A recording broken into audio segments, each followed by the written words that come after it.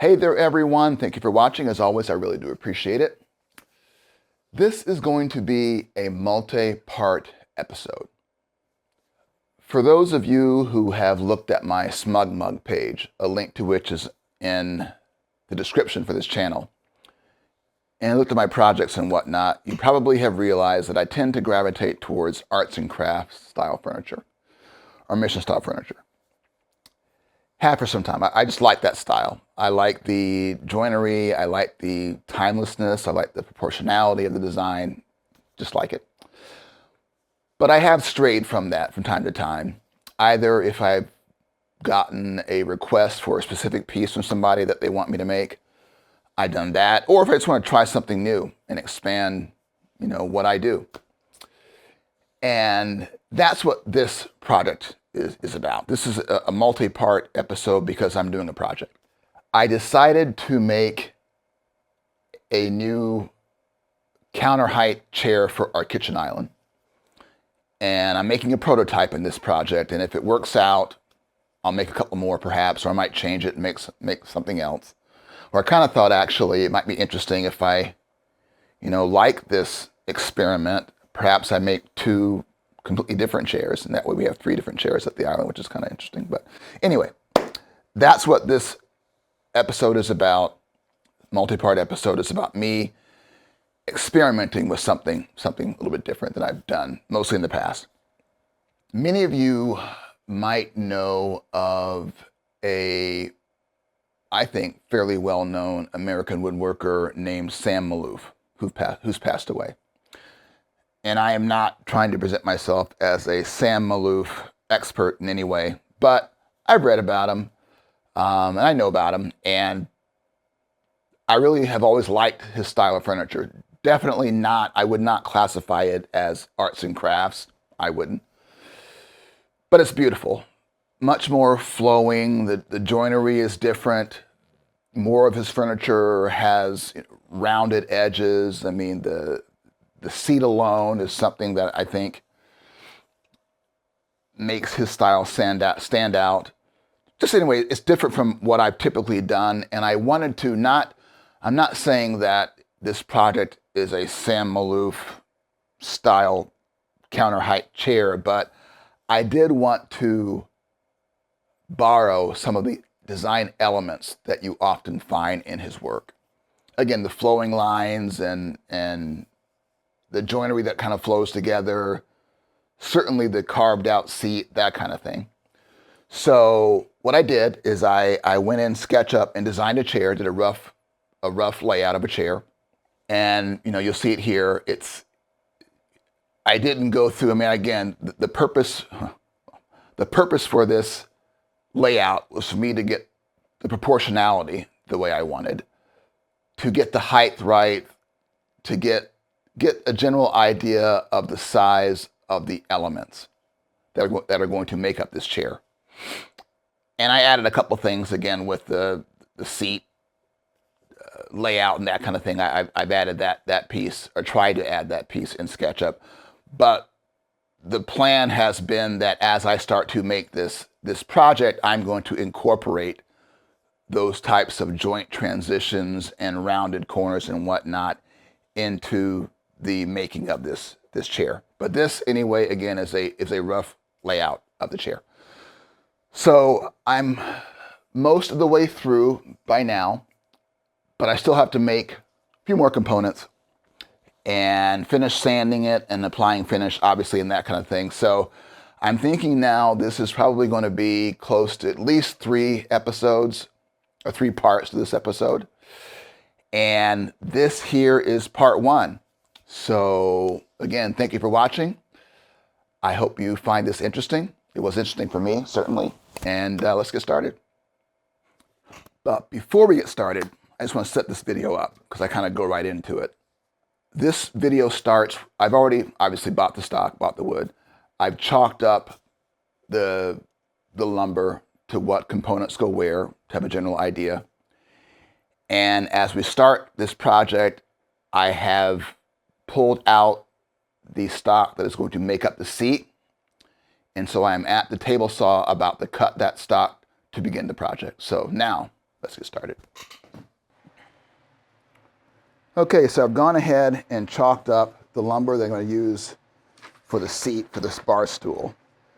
So the first thing I need to do is cut the pieces from this lumber that are going to make up the blank for the seat so that I can then continue to mill that wood down and then start marking it up so I can shape it on the bandsaw. But the first thing I'm going to do, and I'm going for a seat blank that's about 20 or so inches wide by about 22 inches long. That's my starting blank. So let me just start, again, rough cutting this lumber down.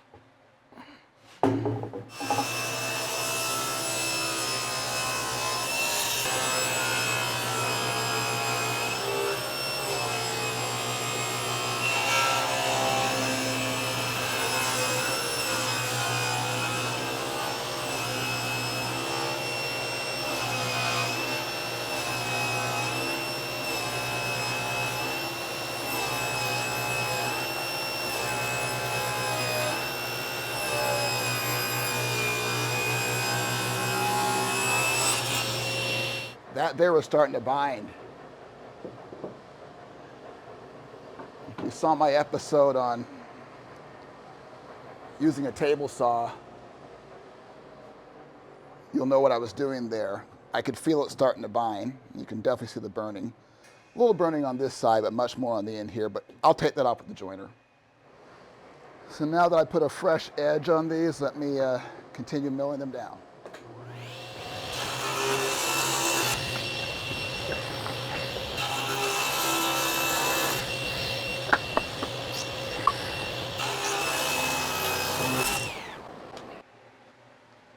So now I have the pieces cut that are going to make up the blank for the seat.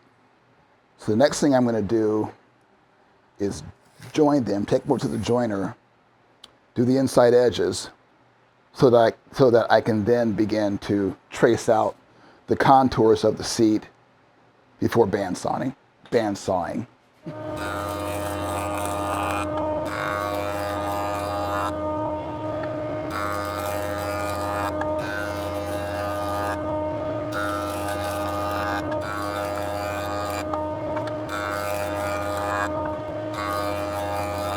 Okay, so if you saw my episode on gluing up, I think it was the episode on glue ups, you might remember or recognize why I was alternating the face, the side of each piece that faced the fence. And that was to, again, as I mentioned, I guess in the episode, while I'm pretty sure my joiner is tuned by alternating the face against the fence as you join each edge, that further just removes any variation that there might be, such that when I put them together like this, it's a nice, no gaps in between the boards. Okay, so according to the great Sam Maloof, as I read in this article from Fine Woodworking Magazine, he starts the seat construction by tracing on the inside, the middle board for the seat blank, a smooth line for the seat dish, such that about 3/4 in from the front of the seat, the thickness is is the maximum of 1/2 inch. So I'm not sure for my first time here I feel comfortable going that thin, but let's give it a shot. Let's see.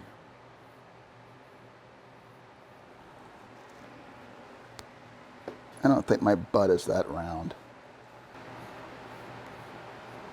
I guess so.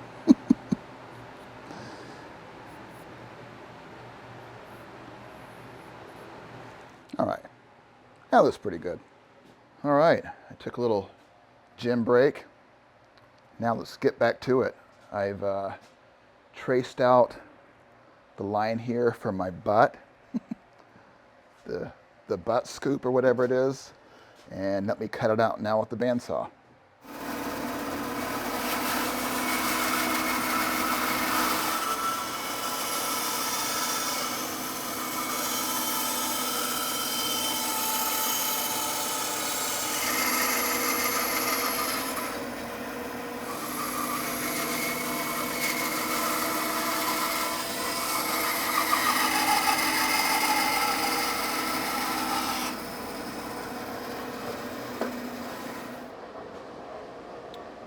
All right, that's the centerpiece.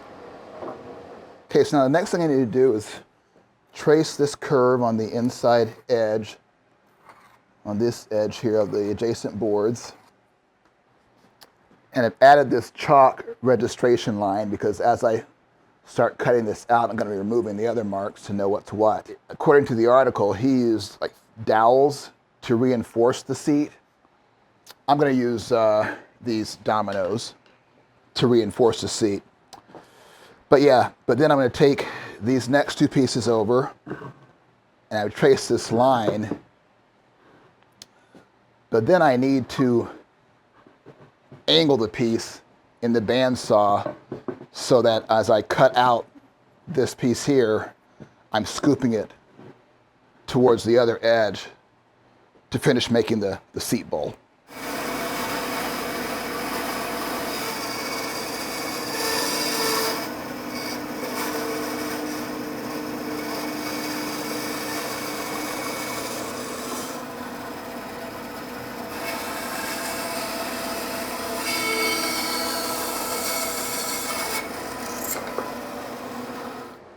You'll see how this scoop looks relative to the rest of the seat. I might want to go down a little farther on this side. Yeah, a little farther down.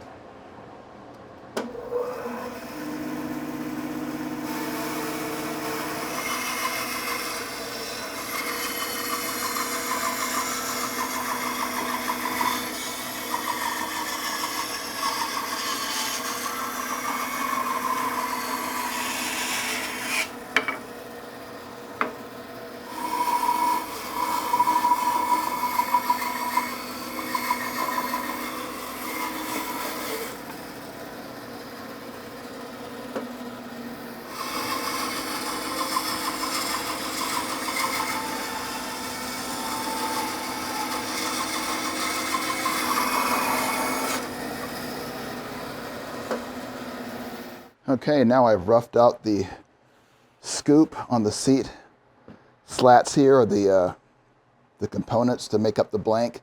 So now what I'm going to do is flip these over and cut some tenons with the domino joiner so I can edge glue this up before finishing up and grinding and smoothing it out.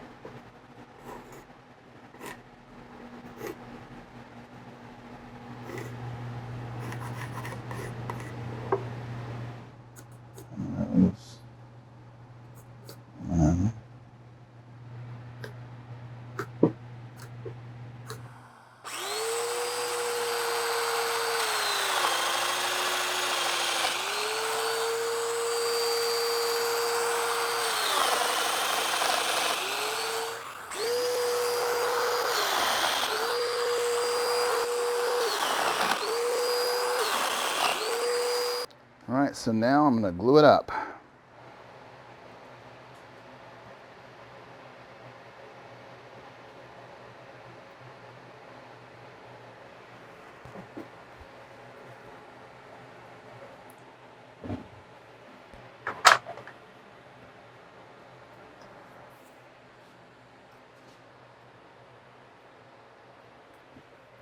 Here we go.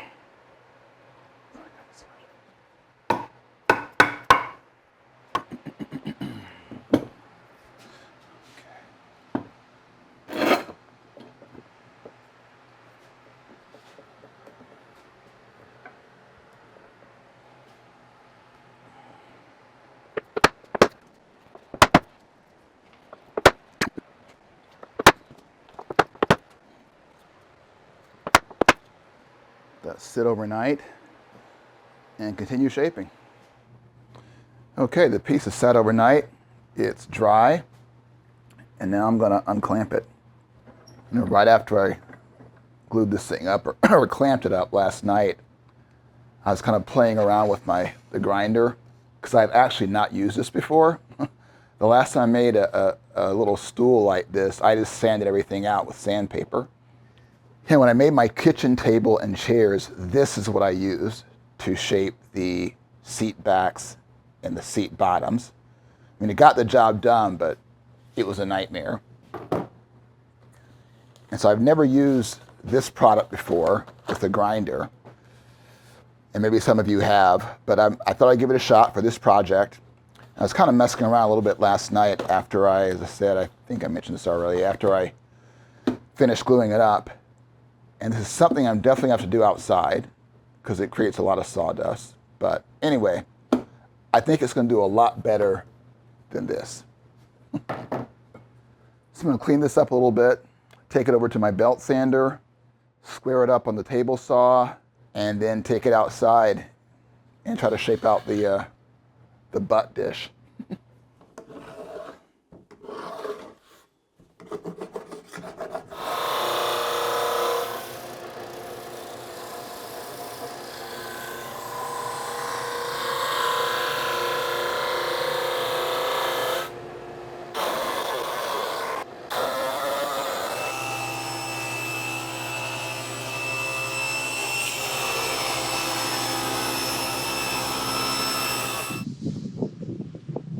All right, I decided to come outside on this beautiful fall day in the Midwestern United States to try and shape this seat with my grinder because it just creates way too much dust inside. So let's give it a go. Starting out with the fine disc here, because again, I've never used this system before. I have a coarse and a medium disc I might switch back and forth on, but again, as I'm still getting used to this system, I don't go crazy with removing too much material to start with. So let's start with the fine and see what happens.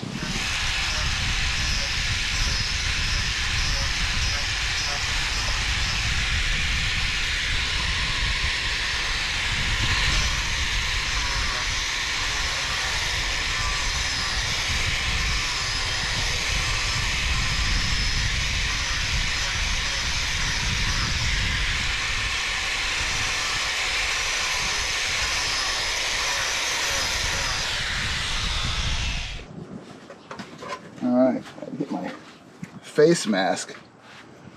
It's beautiful outside, but the wind is blowing the sawdust right in my face to know which way I point, so I got my face mask out.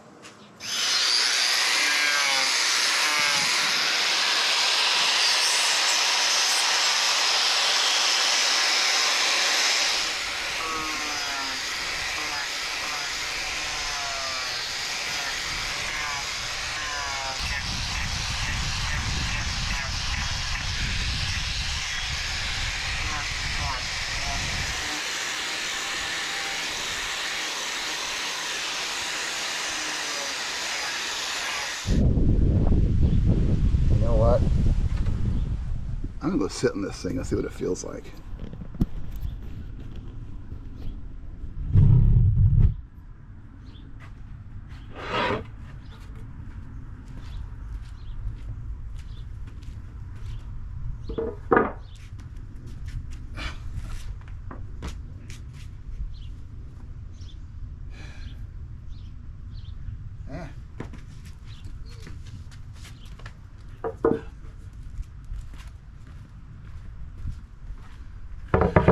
This is gonna work.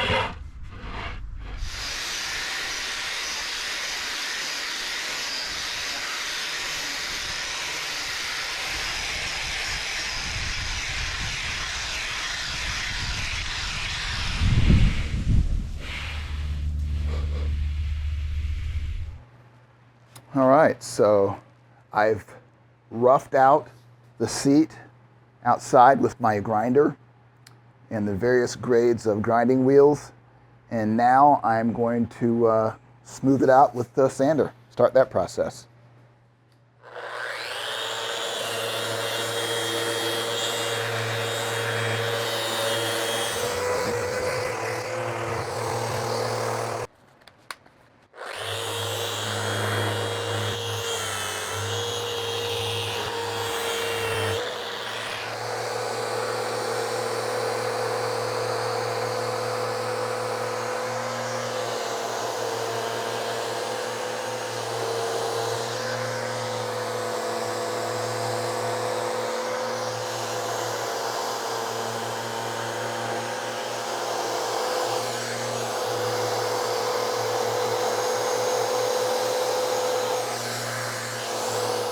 Okay, here is my basic design.